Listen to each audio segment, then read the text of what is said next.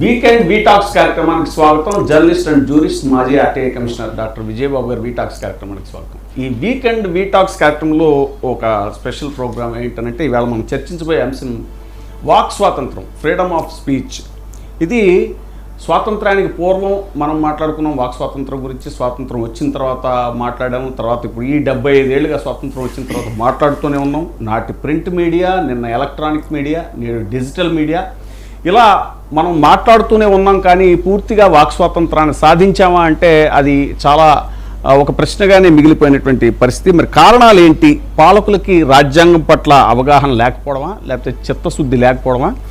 ప్రజాస్వామ్య సౌధానికి వాక్ స్వాతంత్రం అనేటువంటిది చాలా కీలకమని అంబేద్కర్ గారు చెప్పడం జరిగింది. అలాగే ఆర్టికల్ 19A లేకపోతే అసలు రాజ్యాంగ స్ఫూర్తి లేనట్టే అని కూడా ఆయన చెప్పడం జరిగింది. మరి ఎందుకు ఇంకా వాక్ స్వాతంత్రం విషయంలో మనం పూర్తిగా పట్టు సాధించలేకపోయాము అనేటువంటి దానికి గురించి ఇప్పుడు ఈరోజు మనం చర్చిస్తున్నాము. ఈ చర్చలో పాల్గొంటారు విజయబాబు గారు. విజయబాబు గారితో పాటు ఓసా రఘు గారు, అడ్వకేట్, తెలంగాణ హైకోర్టు సామాజికవేత్త కూడా ఆయన. అలాగే అశోక్ కుమార్ గారు, సామాజికవేత్త, అలాగే ఆంధ్ర అడ్వకేట్స్ ఫోరం కన్వీనర్ అయిన సామాజికవేత్త. అశోక్ కుమార్ గారు నమస్తే అండి. రఘు గారు నమస్తే అండి. అలాగే నామాల కోటేశ్వరరావు గారు, ఆయన సోషల్ యాక్టివిస్టు, అలాగే అడ్వకేట్, ఏపీ హైకోర్టు. సార్ నమస్కారం. సార్ రామ్ ప్రసాద్ గారు, Bezawada bar association human rights committee chairman, AP high court advocate ఆయన కూడా. సార్ నమస్కారం. సార్ రామ్ ప్రసాద్ గారు.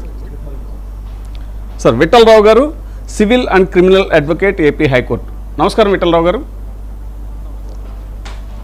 తర్వాత లీలా కుమారి గారు, అడ్వకేట్, ఏపీ హైకోర్టు, ఆవిడ కూడా త్వరలో మనతో జాయిన్ అవుతారు. సార్ ఇది అంశం వేళ. ఎందుకని వాక్ స్వాతంత్రం గురించి మనం ఇన్ని సంవత్సరాలుగా చర్చించుకుంటున్నా ఇంకా మనం పూర్తిగా సాధించలేకపోవడానికి కారణం ఏంటి అనేటువంటిది?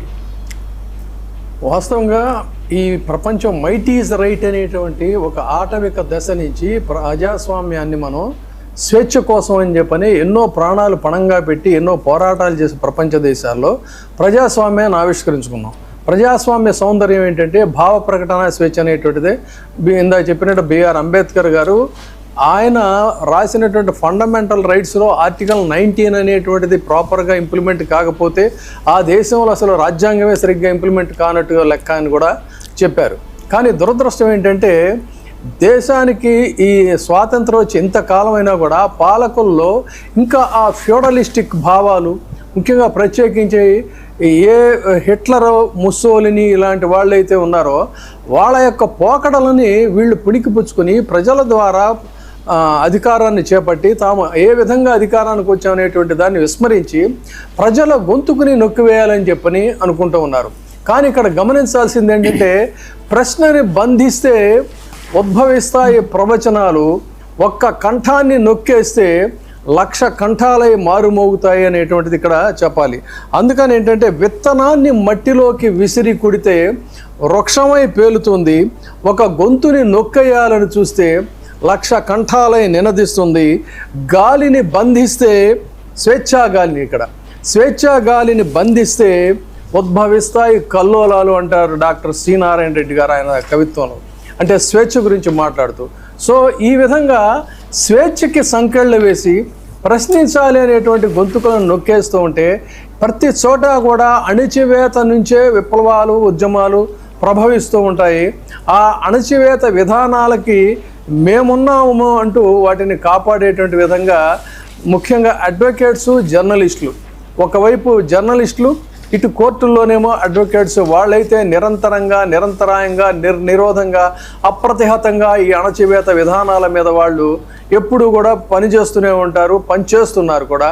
ఆ క్రమంలోనే ఈ రోజున మనతో ప్యానల్లో ఉన్నటువంటి వాళ్ళ యొక్క ప్రొఫైల్స్ చూస్తే అనేక సామాజిక ఉద్యమాల్లో వాళ్ళ గొంతుకను వినిపిస్తున్నారు. కోర్టు హాల్లో కూడా న్యాయం తరపున, ముఖ్యంగా అణచివేత విధానాల తరపున వాళ్ళు వకాల్తా తీసుకుని మాట్లాడుతున్నటువంటి వాళ్ళు ఈ రోజున మనతో ఉన్నారు. ఒక్కసారి ప్రపంచ చరిత్రను కనుక మనం పరిశీలిస్తే ఒక విషయం మాత్రం మనకి చాలా స్పష్టంగా అర్థమవుతుంది. ఏంటంటే ప్రజాస్వామ్యాలు అనేటువంటివి ఒక్కసారిగా కూలిపోవు. ఎందుకంటే ఈ వీధుల్లోకి అనేకమైనటువంటి వీళ్ళు వచ్చి వాటి మీద పోరాటం చేసి ఎప్పటికప్పుడు కూడా అవసరమైతే కొంత త్యాగాలు చేసి కూడా వాళ్ళు నిలబెట్టుకుంటుంటారు. అయితే తాత్కాలికంగా కొంత బలహీనపడుతుంది తప్ప మరొకటి కాదు. సో ప్రశ్నించడం మానేసినప్పుడు, మీడియా భయపడినప్పుడు, న్యాయ వ్యవస్థ మీద ఒత్తిడి అనేటువంటిది పెరిగినప్పుడు అప్పుడు మాత్రమే ఈ భిన్నాభిప్రాయాలు అనేటువంటివి వస్తాయి తప్ప మరొకటి కాదు.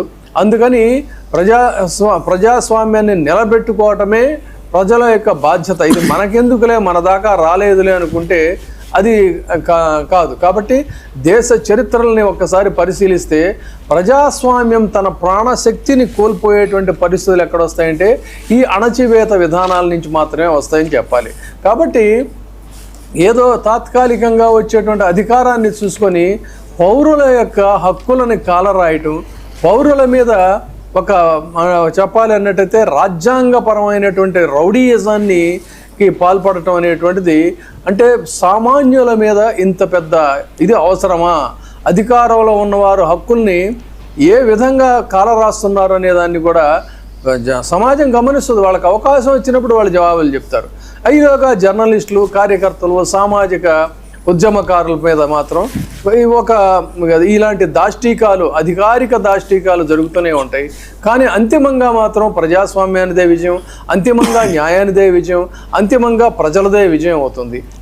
దీనికోసం నేను ఎక్కువ సమయాన్ని తీసుకోకుండా మన మిత్రులు అనేకమైనటువంటి ప్రజా ఉద్యమాల్లో తమ గొంతుకొని, తమ మేధాశక్తిని, తమ యొక్క అడ్వకసీని ఉపయోగిస్తున్నటువంటి వాళ్ళు ఇక్కడ